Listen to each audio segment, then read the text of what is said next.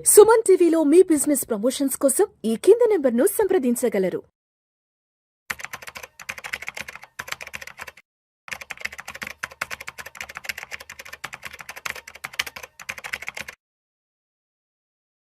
అపార్ట్మెంట్లో ఫ్లాట్ కొనడం మంచిదేనా?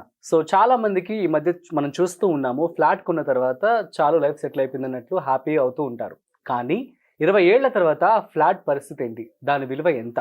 సో డిప్రిషియేట్ అవుతుందని అందరికీ తెలుసు. కాకపోతే మరి ఫ్లాట్ కొనడం మంచిదా కాదా? సో దీనికి సంబంధించి పూర్తి సమాచారం ఇవాళ మనతో చెప్పడానికి ఫైనాన్షియల్ ఎక్స్పర్ట్ గిరిబాబు గారు ఉన్నారు. సో గిరిబాబు గారు మాటల్లో మరింత సమాచారం అడిగి తెలుసుకుందాం. సో హాయ్, హలో, నమస్తే, వెల్కమ్ టు సుమన్ టీవీ. నేను మీ Rajeev Pasupuleti. So let's start. So hi sir, నమస్తే. నమస్తే అండి. ఎలా ఉన్నారు? ఫైన్ అండి, doing good. Yeah, super sir. మనం చూస్తూ ఉన్నాం, ఎప్పుడైతే ఇన్వెస్ట్మెంట్ స్ట్రాటజీస్ అనేవి ముందుకు వచ్చేసాయో, మ్యూచువల్ ఫండ్స్ కావచ్చు, స్టాక్ మార్కెట్ కావచ్చు, అందరి ఆలోచన మారిపోయింది, అవునా కదా? సో ఫ్లాట్ కొనాలంటే ఆలోచిస్తున్నారు. అంతెందుకు నేనే ఆలోచిస్తున్నా ఫ్లాట్ కొనాలి అంటే. సో ఏమంటారు, అసలు కొంటే మంచిదా కాదా? 20 ఏళ్ల తర్వాత దాని విలువ ఎంత ఉంటుంది ఏంటి? సో ఇక్కడ ఫ్లాట్ కొంటే మంచిదా కాదా అని చెప్పడం అనేది ఇది బెస్ట్, ఈ ఆలోచన మంచిది లేదా ఇది కాదు అని ఒక డెసిసివ్ ఆన్సర్ చెప్పడానికి ఎవరు చెప్పలేరు నా ఒపీనియన్ లో. నేను ఈ టాపిక్ మీద నా ఒపీనియన్ మాత్రమే చెప్పగలను. మరొక ఫైనాన్షియల్ ప్రొఫెషనల్ తన ఒపీనియన్ చెప్తారు.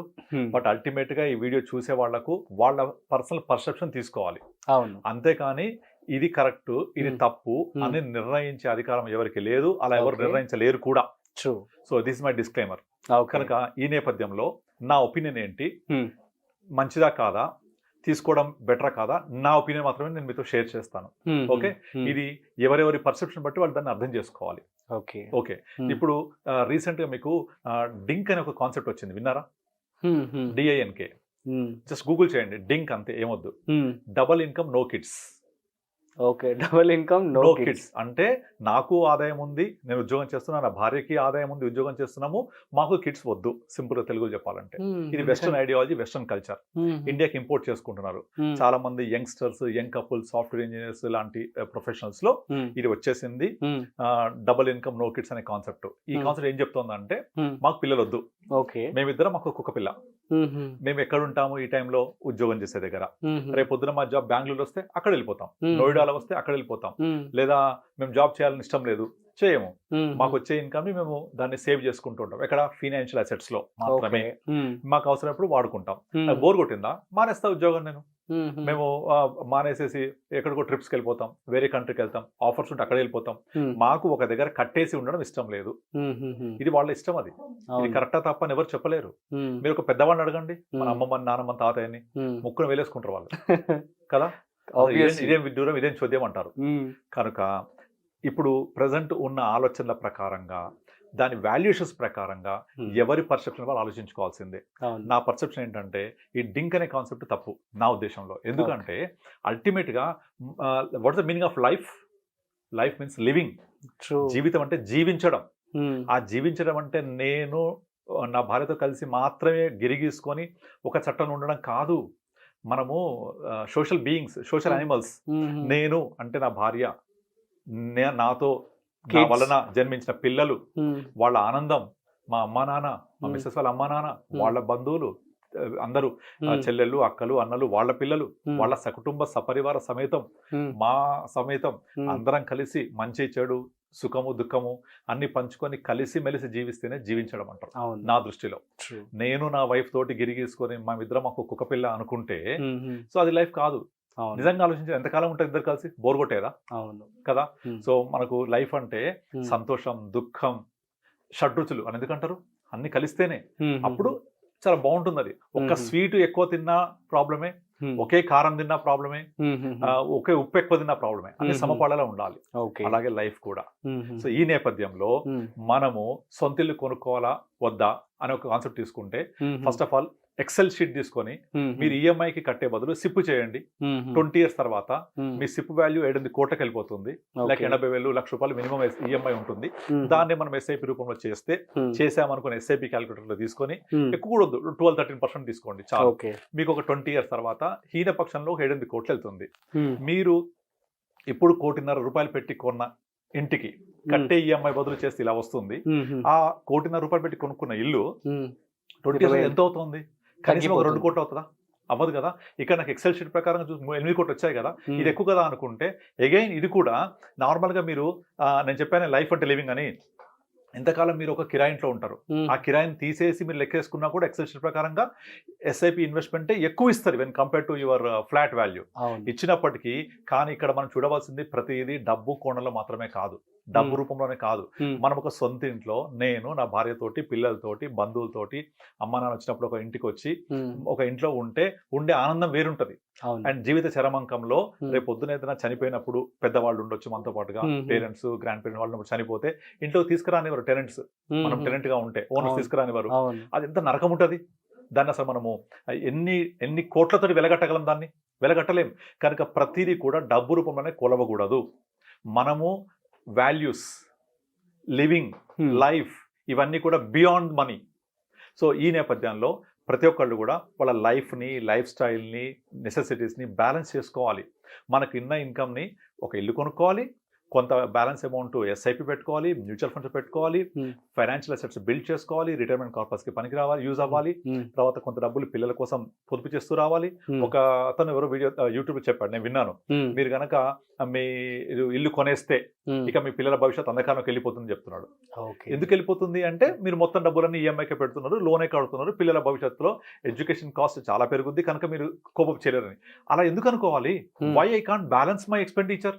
కొంత బకెట్ హోమ్ లోన్ కోసము, కొంత ఎడ్యుకేషన్ ఫర్ చిల్డ్రన్ కోసము, కొంత రిటైర్మెంట్ కోసం ప్లాన్ చేసుకోవాలి. మనము 20 years పాటు ఒకే ఇన్కమ్ లెవెల్లో ఉండం కదా. Our income will be keep on raising. ఏ లెవెల్లో ఇన్కమ్ రేజ్ అవుతుంది, నేను ఎంతవరకు జాబ్ చేస్తాను, నా యొక్క ఇన్కమ్ లెవెల్స్ ఏంటి, వైఫ్ ఇన్కమ్ ఉందా లేదా, ఇవన్నీ బ్యాలెన్స్ చేసుకొని కొంత పోర్షన్ హోమ్ కోసము, కొంత పిల్లల కోసము, కొంత రిటైర్మెంట్ కోసము, కొంత ఎంటర్టైన్మెంట్ కోసము, కొంత లైఫ్ లివింగ్ కోసము ఇలా బ్యాలెన్స్ చేసుకోవాలి. అంతేకాని నేను మొత్తం ఇల్లు తీసేసుకుంటే ఇంకా పిల్లల ఎడ్యుకేషన్ డబ్బులు ఉండవని కానీ, లేదా ఇల్లు తీసి బదులు మొత్తం ఇన్వెస్ట్ చేస్తూ పోతే డబ్బులు ఇన్ని కోట్లు ఉంటాయని కానీ, ఇలా మనము వన్ సైడెడ్ గా ఆలోచించొద్దు. Everything has to be balanced. ఎందుకంటే the life of meaning is living. Life అంటే జీవితం అంటే జీవించడం. అది జరుగుతున్నప్పుడే మనం హ్యాపీగా సంతోషంగా ఉంటాం. సో నా దృష్టిలో ఒక మనిషి 2 టార్గెట్స్ కోసం పనిచేయాలి. ఒకటి, రాత్రి అవ్వగానే నిద్రపోతే నిద్ర రావాలి, దానికోసం కష్టపడొద్దు. అంటే మైండ్ లో సమస్యలు తిరుగుతూ ఆర్థిక సుడిగుండంలో చిక్కుకొని నేను ఇంకా ఎంత ప్రాబ్లమ్స్ ఉంటాయి, ఇంకెప్పుడు అప్పు తీర్చాలనే విధంగా ఉంటే నిద్ర రాదు. అలాంటి పరిస్థితి వెళ్ళకూడదు. నెక్స్ట్, తిన్న తర్వాత అరగాలి. అంతే, అరగడం కోసం నడవద్దు. అంటే తిన్నది అరిగించుకోగలగాలి, లేదా హ్యాపీగా ఏది ఇష్టమైతే తినగలగాలి. మనం అల్టిమేట్ గా ఏ పని చేస్తే దేనికోసము హ్యాపీగా భోజనం చేయడము, సంతృప్తిగా ఉండడం కోసమే కదా. కానీ ఇద్దింటే ఈ ప్రాబ్లం, అద్దింటే ఈ ప్రాబ్లం అని తినలేకపోవడము, తర్వాత నిద్రపోతే నిద్ర రాకపోవడము, ఈ 2 సమస్యలు అంటే వాడు జీవించిన పెద్ద యూజే ఉండదు. ఎందుకంటే హ్యాపీనెస్ ఎక్కడ ఉంది? మనం వేసుకునే బట్టలు, నడిపే కారు, ఉండే ఇల్లు, ఉండే ఫ్యామిలీ, వైఫ్, కిడ్స్, ఇదే కదా సంతోషం అంటే. సో ఆ సంతోషంగా బతకాలి అంటే ఏం కావాలి మనకు? ఒక బ్యాలెన్స్ ఆఫ్ లైఫ్ ఉండాలి, ఒక బ్యాలెన్స్ ఆఫ్ రిక్వైర్మెంట్స్ అన్ని బ్యాలెన్స్ చేసుకుంటూ రావాలి. అంతేగాని దీన్ని మొత్తాన్ని ప్రతిదీ కూడా క్యాల్కులేషన్ చేయకూడదు. ఇప్పుడు మీరు క్వశ్చన్ అడిగారు కదా, ఇప్పుడు నేను కనుక ఒక ఇల్లు తీసుకుంటే ఇంత వాల్యూ ఉంటుంది, లేదా 20 ఏళ్ల తర్వాత దీని ఇంటి వాల్యూ ఎంత అవుతుంది, ఎక్సెల్ షీట్ ప్రకారంగా ఎస్ఐపి వాల్యూ ఎంత ఉంటుంది, డెఫినెట్లీ నెంబర్స్ ఎక్కువే ఉంటాయి. కానీ అన్ని మనకు సంతృప్తి ఇవ్వలేవు. ఇంకొక ఎగ్జాంపుల్ చెప్తాను. దగ్గరికి చాలా మంది వచ్చిన వాళ్ళు ఏమంటారంటే, మేము ఫ్లాట్ కొనాలా, ఇండిపెండెంట్ హౌస్ కొనాలా అని క్వశ్చన్ చేస్తూ ఉంటారు. ఫ్లాట్ కి ఇండిపెండెంట్ కి డిఫరెన్స్ ఏంటి అంటే, ఫ్లాట్ వచ్చేసి మాకు 1 కోటిన్నరలో వచ్చేస్తుంది, ఇండిపెండెంట్ అయితే సిటీలో దొరకదు, I have to go to outskirt, దానికి 4-5 crores కావాలి, మా ఆవిడ ఇండిపెండెంట్ తీసుకుందాం అంటుంది. ఎందుకంటే ఇండిపెండెంట్ అయితే ల్యాండ్ కూడా మన దగ్గరే ఉంటుంది కనుక వాల్యూ ఎక్కువ ఉంటుంది, వాల్యూ పెరుగుద్ది, లేదా పైన వేసుకొని కిరాయికి ఇచ్చుకుంటా, ఈ ఆలోచన చెప్తూ ఉంటారు. ఫ్లాట్ 1.5 కోటి, ఇండిపెండెంట్ ఇవాళ రోజు చూసుకుంటే 3-4 కోట్లు లేనిది రాదు. ఇంకా తక్కువ కావాలంటే అవుట్స్కర్ట్స్కి వెళ్ళిపోతే చాలా దూరం అయిపోతుంది. నాకు కొంచెం దగ్గర కావాలంటే 3-4 కోట్లు. కానీ అది ప్రిఫర్ ఎందుకు చేస్తున్నాను అంటే ల్యాండ్ వాల్యూ ఉంటుందని. ఇక్కడ నా క్వశ్చన్ ఏంటంటే, మీరు అల్టిమేట్ గా ఒక ఇండిపెండెంట్ ఇంట్లో ఇప్పుడు 3 కోట్లు 4 కోట్లు పెట్టుకుంటే డెఫినెట్లీ ల్యాండ్ వాల్యూ పెరుగుద్ది. అది వాల్యూ 4 కోట్లు అవ్వచ్చు, 5 కోట్లు అవ్వచ్చు, 6 కోట్లు అవ్వచ్చు. నిజంగా చెప్పండి, ఆ 10 కోట్లు అయిందనుకుందాం, ఒక ఇంటి వాల్యూ, ఇండిపెండెంట్ వాల్యూ, ఏం చేస్తారు దాంతో 10 కోట్లతో? మీరు పేపర్ మీద ఉండడమే కదా. దాన్ని మీరు ఎప్పుడైనా రియలైజ్ చేసుకుంటారా? డబ్బుల్ని అమ్ముతారా? ఎప్పటికీ అమ్మరు. ఎందుకంటే నేను ప్రేమతో కొనుక్కునే ఎవరు అమ్మరు. ఎందుకోసం అంటే నా నెక్స్ట్ జనరేషన్ కి, మా పిల్లల కోసం అనుకుంటారు కదా. మీ పిల్లల కోసం అనుకున్నప్పుడు వాళ్ళకి ఇల్లు నచ్చుద్దా? సిటీస్ వెళ్ళాలి, లేకపోతే సిటీలో ఉంటే నేను ఇంకో చోటుకి వెళ్ళాలి, లేకపోతే నేను సొంత కొనుక్కోవాలి, నాది అని ఒక ఫీలింగ్ ఉంటుంది. మీరు ఎంతైనా మీ పిల్లలకి ఇస్తే ట్రాన్స్ఫార్మ్ అవుతుంది, వాళ్ళకి ఫ్రీగా వస్తుంది, విలువ ఉంటుందా? అప్పటికి పాతబడిపోద్ది, నచ్చచ్చు నచ్చకపోవచ్చు. కనుక ఎప్పుడో పెరిగే ఇల్లు విలువ గురించి, ఆ విలువ ద్వారా మీరేమి చేయలేని దాని గురించి ఈ 3 కోట్ల ఇండిపెండెంట్ తీసుకొని ఈఎంఐలు కడుతూ 20-20 సంవత్సరాలు దాని ఇంకా వెళ్లే బదులు మీకు ఒక ఫ్లాట్ తీసుకోండి 1.5 కోటి పెట్టి, అందులో హాఫ్ బడ్జెట్ లోపల వచ్చేస్తుంది. ఆ ఫ్లాట్ తీసుకొని రిమైనింగ్ బ్యాలెన్స్ చేసుకోండి. పోనీ ఒకవేళ మీ దగ్గర బడ్జెట్ ఎక్కువ ఉంది, నేను బ్యాలెన్స్ చేయగలనంటే అప్పుడు వెళ్ళండి ఇండిపెండెంట్ కి.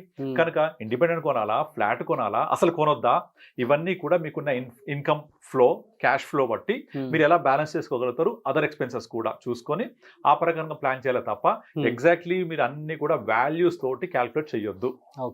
మీరు ఎస్ఐపి పెడితే ఎక్కువ వస్తుంది కనుక ఫ్లాట్ వద్దు, నో, రాంగ్ నోషన్ అది. అన్ని బ్యాలెన్స్ చేయాలి. అలాగే ఇండిపెండెంట్ వర్సెస్ ఫ్లాట్, ఇది చాలా వీడియోస్ చాలా మంది చెప్తూ ఉంటారు. ఇండిపెండెంట్ గురించి మాట్లాడినప్పుడు నేను చాలాసార్లు చెప్పాను కూడా, మీ వాల్యూ పెరుగుద్ది, నో డౌట్. భూమి నీదే, పైన నీదే, కింద నీదే. ఓకే, ఫ్లాట్కి వెళ్తే ఆకాశం నీది కాదు, నేల నీది కాదు, ఏమీ కాదు, ఎందుకు కొంటావు ఫ్లాట్, యూజ్లెస్, డిప్రిషియేట్ అవుతుంది అంటారు. ఇండిపెండెంట్ కొనుక్కో, పర్వాలేదు, కొంచెం ఎక్కువ పెట్టి కొనుక్కో, 3 కోట్లు పెట్టి. ఎస్, కొనుక్కుంటా. ఏం చేయాలి, కొనుక్కున్న వాల్యూ పెరిగిందా, నేను రియలైజ్ చేయగలుగుతాను లైఫ్లో, నేను ఎప్పటికీ ఉండడమే కదా. మరి అంత బర్డన్ నేను కనుక తీసుకుంటున్నానా, నేను దాన్ని ఎఫర్ట్ చేయగలుగుతానని మాత్రమే చూడాలి తప్ప ఇండిపెండెంట్ వాల్యూ పెరుగుద్ది కదా అని చూసుకుంటే చివరకు ఇబ్బంది పడేది మనమే. కనుక నాకు ఇల్లు కావాలి అనుకున్నప్పుడు ఫ్లాట్ కూడా వెళ్ళొచ్చు. రెంట్ కంటే బెటర్గా ప్లాన్ చేసుకోండి. ఇక్కడ రెంట్ కడితే ఒక 20,000 30,000 ఉంటుంది కదా రెంట్, కొంచెం యాడ్ చేసుకొని ఈఎంఐ కట్టుకోండి. అట్లా మనము సొంత ఇంటి కోసము బడ్జెట్లో ప్లాన్ చేసుకోవాలి తప్ప అలా ఉండాల్సిందే కంపల్సరీ. ఎందుకంటే this will give you happiness living. మన సొసైటీలో చాలా మంది ఒక ఇల్లు కొనుక్కుంటే బాగుపడరా అంటారు, అది ఇల్లు అమ్మితే చెడిపోయాడా అంటాడు, వాడు అమ్మేసుకున్నాడు అంటాడు, నెగిటివ్ మాట్లాడుతూ ఉంటారు. అది సొసైటీలో ఉండనే ఉంది కదా. మనం సొసైటీతో కలిసే పోవాలి. కానీ ఆ నలుగురు ఎవరో నన్ను అంటారని చెప్పేసి మనం ఫీల్ అవ్వద్దు, లేదా వాళ్ళకు మెప్పించడం కోసం ట్రై కూడా చేయొద్దు. నలుగురిని మెప్పించాలని ట్రై చేస్తే ఎప్పటికీ మెప్పించలేరు. You can't impress your neighbour any time, అవునా కదా. ఎప్పటికీ ఇంప్రెస్ చేయలేవు నైబర్ని, ఎందుకు మనం ప్రయత్నం చేయడం. So you have to think about your self, what I'm doing. ఇప్పుడు ఈ ఎక్సెల్ క్యాలిక్యులేషన్ చేస్తే డెఫినెట్గా నెంబర్స్ మంచిగా కనపడ్డా కూడా నాకు సాటిస్ఫాక్షన్ ఎక్కడ వస్తుంది, నెంబర్స్లో వస్తుందా, నేను ఉండే ఇంటి వల్ల వస్తుందా. ఆ సాటిస్ఫాక్షన్ లేకపోతే మనము ఏం చేసినా కూడా అది కరెక్ట్ కాదు. This is my opinion. So కొంతమంది ఇప్పుడు డింక్ అనే కాన్సెప్ట్ చెప్పా కదా, ఆ డింక్ అనే కాన్సెప్ట్ వాళ్ళు ఒప్పుకోకపోవచ్చు నేను చెప్పింది. వాళ్ళకి నెంబర్లే కావాలి, మేబీ రైట్ వాళ్ళ కోసం. ఎందుకంటే వాళ్ళకి అసలు పిల్లలే వద్దనుకుంటున్న వాళ్ళు, నేను ఎక్కడ ఉంటానో తెలియదు వాళ్ళకు, ఎక్కడో సిటీలో ఉంటాను, నార్త్ మిజరబుల్ లైఫ్ ఏమో అది. మీరే అంటారు మిజరబుల్ అని, వాళ్ళని అడగండి ఒకసారి. For them it is happy. I'm not bond. మా పిల్లోడు ఇక్కడ ఇక్కడ స్కూల్ కోసం స్ట్రిక్ అయిపోవాలి, నేను వాడికి స్కూల్లో 10th వరకు చదువుకోవాలి, నేను ఇక్కడే ఉండాలి. They don't want to compromise their perception. కనుక ఇక్కడ ప్రతి ఒక్కళ్ళు కూడా ఈ వీడియో చూసేవాళ్ళు నేను చెప్పేది ఏంటంటే, మీరు ప్రతిదీ కూడా వాల్యూ టర్మ్స్ లో, అది రూపీస్ టర్మ్స్ లో మాత్రమే కాకుండా మీకేం కావాలి, మీరు ఎలా ఉండాలనుకుంటున్నారు, మీరు ఏం చేయాలనుకుంటున్నారు, మీ యొక్క సంతృప్తి ఎక్కడుంది, మీ యొక్క లైఫ్ లివింగ్ అనే కాన్సెప్ట్ ఎక్కడుంది అనేది చూసుకుంటూ బ్యాలెన్స్ చేసుకోవాలి. నా పర్సనల్ ఒపీనియన్ అయితే తప్పకుండా ప్రతి ఒక్కరు ఇల్లు తీసుకోవాలి. నేను కూడా నా కెరియర్ స్టార్ట్ అయిన తర్వాత నాకు కొంచెం ఒక 20,000 నేను అఫోర్డబుల్ వచ్చిన తర్వాత ఫస్ట్ నేను ఇల్లే తీసుకున్నాను నేను. ఎందుకంటే ఇల్లు తీసుకుంటే అదొక సాటిస్ఫాక్షన్. అది నాకంటూ ఒక ఇల్లు ఉంది, నేను ఎక్కడ తిరిగి వచ్చినా నా ఇంట్లో నేను హ్యాపీగా పడుకుంటాను. అది కిరాయి ఇంట్లో ఉంటే రేపు పొద్దున నా ఓనర్ చెల్లిపోమంటే, మనము ఇప్పుడు యాక్చువల్గా మీరు అడుగుతారు మీరు ఏ ఊరు అంటారు, పలానా ఊరు, మీరు ఏ ఊరు, ఏలూరు. మీరు కొన్నారు ఏలూరు ఏమన్నా? కొనలే కదా. కానీ నాది, నా ఊరు అన్న ఫీలింగ్ ఉందా, ఆ ఫీలింగ్. నా ఇల్లు నాది, ఆ ఫీలింగ్. మాది కొత్తగూడెం. మన కొత్తగూడెం చెప్తాను నేను అందరికి. కొత్తగూడెం అనగా నాకు పులకరిసిపోతుంటది ఒళ్ళంతా. ఈ నేమ్స్ లో కూడా 2 పేర్లు, ఫాదర్స్ నేటివ్ ప్లేస్ మనం చెప్తూ ఉంటాం. ఫాదర్దే జనరల్, మనం పుట్టిన ఊరు, చదువుకున్న ఊరు, అదే కదా మంది. నేను కొనలే కదా, నా సొంతం కాదు కదా అది. నా సొంతం అంటే ఏంటి, నేను ఉన్నాను అక్కడ, ఆ మన ఓన్నెస్ అనే feeling. Same with home also. అక్కడ అలా తీసుకోవాలి తప్ప క్యాల్కులేట్ చేయకూడదు దీన్ని. అవును. సో కొంతమంది నచ్చకపోవచ్చు నేను చెప్పింది, బట్ నా ఒపీనియన్ ఏంటంటే ఆలోచింప చేస్తుంది. నాది అంటే నేను, అంటే నేను మాత్రమే కాదు, మేము, మనం. ఆ మనం ఫీలింగ్ రావాలి అంటే అందరిని కలుపుకొని పోవాలి. అందరిని కలుపుకొని పోవాలంటే మనం ఒక్కరు నచ్చుకునేలా కాదు, 10 మంది నచ్చేలా కూడా మనం పనిచేయాల్సి వస్తుంది ఒక్కోసారి. అంటే అల్టిమేట్లీ ఒక వ్యక్తికి లైఫ్ అంటే లివింగ్, అది ఎక్కడ దొరుకుతుంది, ఆ లివింగ్నెస్, ఆ హ్యాపీనెస్. Try for that. నా ఫీలింగ్ ఏంటంటే, మీకు 10 కోట్లు ఉన్నా, ఎన్ని కోట్లు ఉన్నా కూడా మార్నింగ్ తినేదా 4 ఇడ్లీ, మధ్యాహ్నం ఇంత లంచ్, రాత్రి 2 చపాతి కదా, ఇదే కదా ఎవరు చేసినా సరే. అది మనకు హ్యాపీగా ఉన్నప్పుడు మనము సాటిస్ఫాక్షన్ ఎక్కడ వస్తుంది, ఇంకా నా దృష్టిలో అయితే మనం మన బిహేవియర్, మన ఫ్రెండ్స్, మన సర్కిల్, మనం వేసుకునే బట్టలలో ఉండే హ్యాపీనెస్, నడిపే కారు, ఉండే ఇల్లు, ఇవే కదా. సో అలా మనం హ్యాపీగా ఉంటే చాలా అనిపిస్తుంది నాకు. సో మనం ఫ్యూచర్ కి ప్లాన్ చేసుకుంటూ వెళ్ళాలి. That's what I do with every one. నా దగ్గరికి వచ్చే వాళ్ళందరికీ రిటైర్ అయిన వాళ్ళు ఉంటారు కదా, వాళ్ళు రిటైర్ అయిన వాళ్ళు 6 years వయసు వచ్చినప్పుడు వాళ్ళ దగ్గరికి వచ్చినప్పుడు మా దగ్గర డబ్బులు ఉన్నాయి, మేము దాచుకుంటాము, మేము క్యూములేటివ్ గ్రోత్ లో పెడతామంటే నేను తిడతాను, వద్దని చెప్తాను నేను. అరే మీరు ఎందుకండి 60 సంవత్సరాలు వచ్చిన తర్వాత ఇంకా మీరు మూడేసి డబ్బులు పెంచి ఎవరికి ఇవ్వాలి? మీ పిల్లల పెళ్లిళ్ళు చేయాలి, ఏమన్నా ఇంకా లైబిలిటీస్ ఉన్నాయా? లేనప్పుడు హ్యాపీగా ఎంజాయ్ చేయండి. 60 సంవత్సరాల దాకా వచ్చారు లైఫ్ లో, నోరు కట్టేసి కడుపు కట్టేసుకొని ఇన్ని చేశారు కదా, ఇప్పుడైనా జీవితాన్ని జీవించండి అని చెప్తా నేను. అంతేగాని ఎట్టి పరిస్థితుల్లో మూడేసి చేయొద్దు. దీన్ని లైఫ్ ని లీవ్ చేస్తూ ఉండండి. లైఫ్ ఈజ్ లివింగ్ అని చెప్తూ ఉంటాను. కనుక ఈ కాన్సెప్ట్ లో అది వాళ్ళకి ఎలా అవసరమవుతుంది, లైఫ్ ఎలా హ్యాపీనెస్ ఉంటుందో ఆ ప్రకారంగా లెక్కలేసుకొని, ఆ ప్రకారంగా క్యాల్కులేట్ చేసుకొని అన్ని బ్యాలెన్స్ చేసుకోవాలి. Life is balancing. Super sir, thank you so much. So guys, అర్థమైంది కదా. సో ఇల్లు లేదు అంటే డబ్బులు దాచుకోవడం, సో దీనికి సంబంధించి మంచి క్లారిటీ అయితే ఇవ్వడం జరిగింది గిరిబాబు గారు. సో మీ అందరికీ అర్థమైందని చెప్పి అనుకుంటున్నాను. So that's it. మరొక ఇంట్రెస్టింగ్ కాంటెంట్తో మళ్ళీ కలుద్దాం. అంతవరకు చూస్తూనే ఉండండి సుమన్ టీవీ.